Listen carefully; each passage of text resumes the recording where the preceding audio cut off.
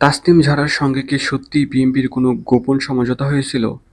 নির্বাচনের আগে কি কোনো রাজনৈতিক দলের সাথে ডিল করেছিলেন তাসলিম জারা? নাকি পুরো ঘটনাটি এখন সাজানো একটি গুজব?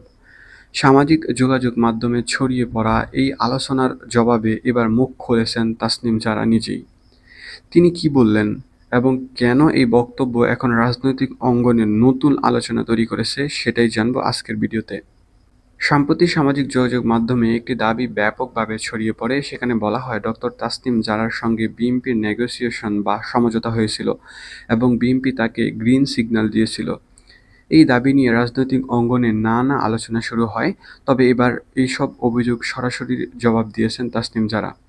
সোমবার নিজের ভেরিফাইড ফেসবুক পেজ থেকে দেওয়া এক পোস্টে তাসনিম জারা জানান, তার বিরুদ্ধে যেসব অভিযোগ ছড়ানো হচ্ছে তা সম্পূর্ণ ভিত্তিহীন, মিথ্যা এবং কল্পনাপ্রসূত। তিনি বলেন, বিএনপি বা অন্য কোনো রাজনৈতিক দলের সঙ্গে তার কখনো কোনো আলোচনা হয়নি। মানে কোনো বিষয় নিয়ে কোনো রাজনৈতিক দলের সাথে তিনি আলোচনা করেননি। তাসনিম জারার ভাষ্য অনুযায়ী যারা এই অভিযোগ তুলছেন তাদের কাছে কোনো প্রমাণ নেই। তিনি প্রশ্ন করেন, কবে, কোথায় এবং কার সঙ্গে এই কথিত নেগোসিয়েশন হয়েছে। তার দাবি, কোনো নাম, কোনো তারিখ কিংবা নির্ভরযোগ্য তথ্য তারা কেউ দেখাতে পারবে না।